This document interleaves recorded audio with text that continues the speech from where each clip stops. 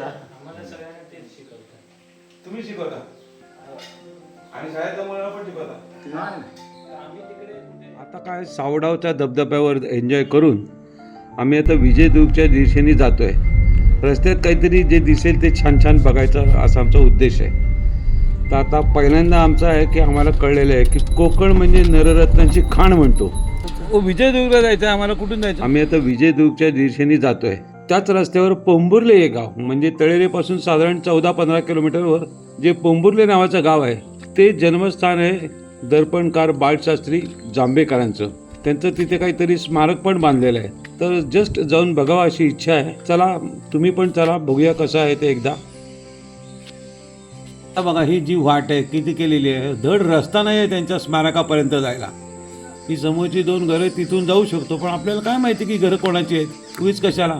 आता बघा पाऊल वाट बघा. आता हे बघा गुरं पण नाही जाऊ शकणार इतकी छोटी त्यांनी जागा ठेवलेली आहे स्मारकाला जायला. तर तिथेही काहीतरी करावं. थोड्याशा कार पार्किंगची पण सोय करावी. एवढी जागा असताना काहीतरी सुधारणा करूया अशी माझी अपेक्षा आहे. बघूया. आता हे बघा हे त्यांचं स्मारक म्हणजे एक हॉल बांधलेला आहे आणि त्याच्यामध्ये त्यांचा पुतळा असेल बहुतेक आणि त्यांच्याबद्दल माहिती असेल. तर चला आता आपण माहिती बघूया.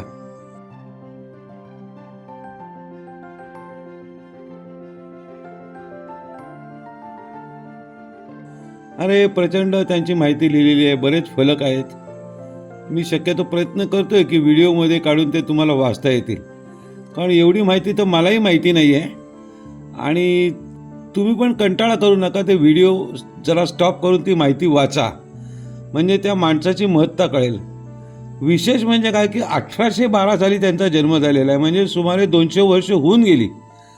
त्यावेळेला आता तुम्ही जर बघितलं ते पोंबुर्ले गाव कसं आहे तर ते 200 वर्षापूर्वी कसं असेल याची कल्पना करा. आणि अशा क्षेत्रातून माणूस शिकून कष्टाने कसा वर आला आणि कसं चमकला ते करण्यासाठी जी माहिती लिहिलेली तुम्ही व्हिडिओमध्ये मी दाखवलेली आहे ती तुम्ही नक्की वाचा.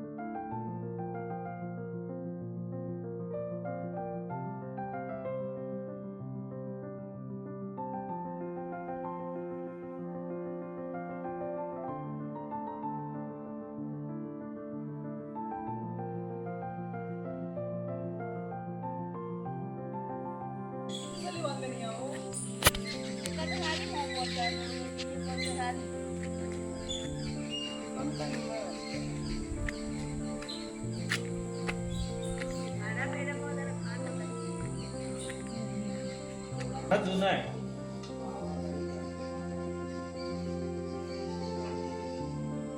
दानपट्टा म्हणजे पोलादी असतो ना. हा हे पोलादी भाजी बघू. हलवा बरं असे. नाही हा याचा नाही.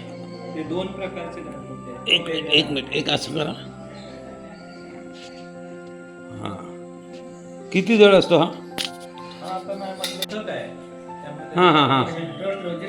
रजिस्टर खेळ पते मग ते कधी तुम्ही मला दाखवू शकाल म्हणजे एखादा दिवस ठरवला कार्यक्रमाला असते ते 6 जानेवारी सलामीचा कार्यक्रम असतो. आमचं हे आहे पद्धत आहे. आमच्या घरात जुन्या काळापासून आमचं मालगाणी खेळाचं पद्धत म्हणजे तुम्ही शिकवता का काय? शिकवणं आणि हे पण आहे. कुठे इथेही शिकवतो कुठे तिकडे जातो.